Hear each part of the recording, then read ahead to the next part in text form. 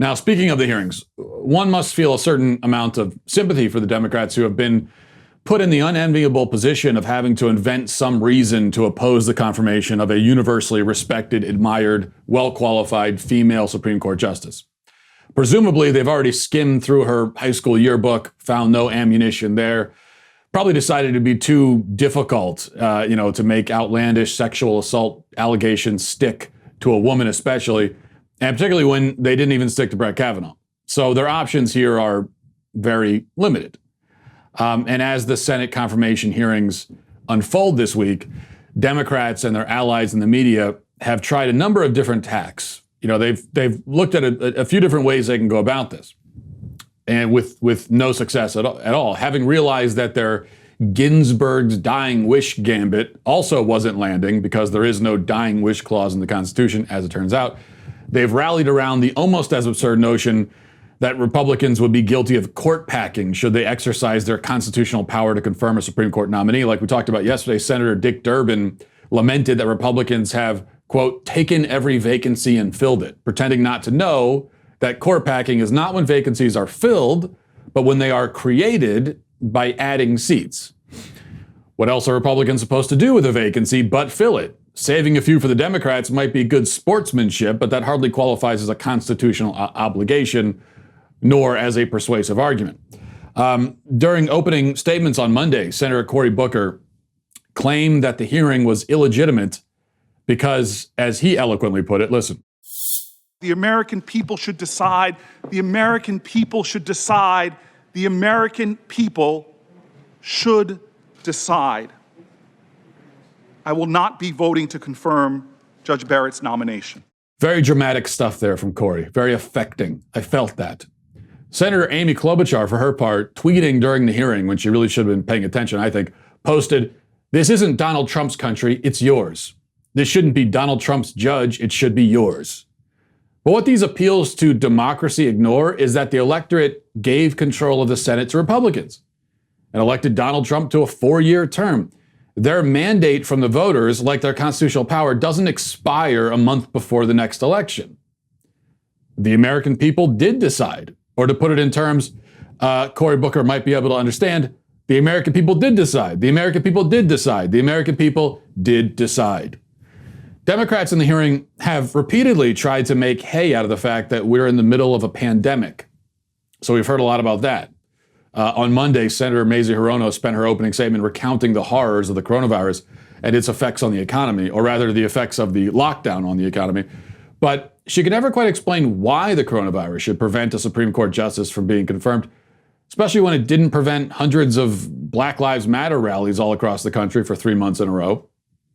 Booker sputtered something about how it's not normal. This isn't normal to have confirmation hearings during a pandemic. It isn't normal. Now, the obvious response to that claim is, so what?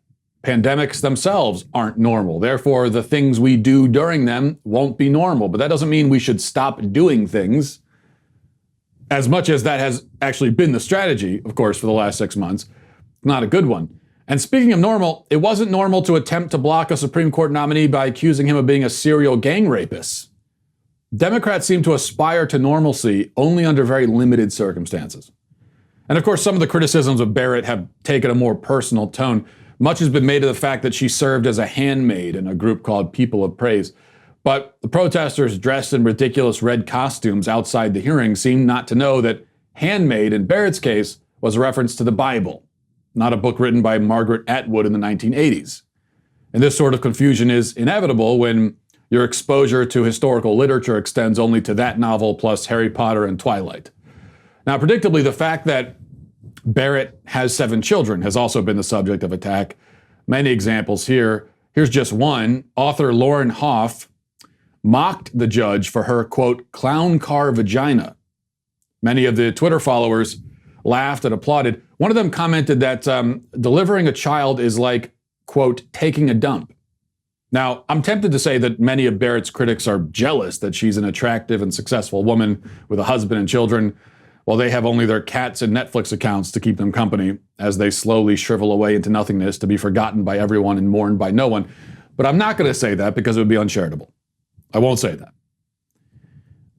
Someone might say that, but I'm not going to. Anyway, the interesting thing is that this narrative of Amy Coney Barrett, the barefoot baby factory handmade submissive, is being advanced alongside the claim that, as Slate argued this week, she is a ruthless, self-promoting careerist who's concerned only with her own professional advancement. Now, of course, God forbid anyone were to utter such slander about, say, Senator Kamala Harris, who began her political career in bed with a well-connected and still married, we might add, California politician. It'd be horrifically sexist to make that sort of charge against the Democratic vice presidential candidate, but Barrett, for obvious reasons, for obvious political reasons, is fair game. These are all the desperate cries of people who cannot utter their real objection, except in euphemism. Harris, joining the hearing remotely, declared that Barrett would undo Ginsburg's legacy. By the way, there is no clause in the Constitution requiring that a deceased justice's legacy be respected or upheld either. And she also said that Barrett would roll back Americans' rights. What she means here, what everyone cited above really means, is that Justice Amy Coney Barrett might make it harder for parents to legally kill their children. This is the real source of all of the impotent rage being directed at the nomination, the hearings, and Barrett personally. If she believed in a mother's right to kill her offspring, none of the people mentioned here would be objecting. On the contrary, they would extol her brilliance and beauty and bravery, and their venom would be reserved for the people doing what they themselves are doing right now. Democrats have no problem with this flagrant hypocrisy because they believe themselves to be opposing literally Hitler. The other side of the aisle, to them, represents abject evil, racism, bigotry, the enslavement of women. Those in their camp who don't believe this at least want everyone to believe they believe it. But meanwhile, it doesn't require exaggeration or hysteria or recourse to dystopian fantasy novels to believe, rather to notice, to know that they are the ones who actually do support, fund, and facilitate one of the most hideous forms of evil the world has ever seen. 60 million human beings have been butchered since and because of the Supreme Court decision that these people hail as the high watermark of the civil rights movement. Many of these humans have been killed in the very early stages of pregnancy, a fact that makes their murder no less evil. But many millions have been executed at a stage late enough to require dismemberment before the corpses can be extracted from the womb. This mass grave, this mountain of corpses, this systematic extermination of our own children is what Cory Booker, Kamala Harris, Joe Biden, all the rest of them are so jealously and vengefully guarding.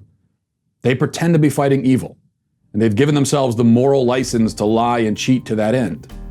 But they are, in fact, the genocidal fascists they pretend to oppose. And we should always keep that in mind when we watch the hearings this week. Well, I hope you enjoyed that clip from the Matt Walsh Show. If you did, go ahead and hit that subscribe button right down there so you can stay up to date on all of our future content.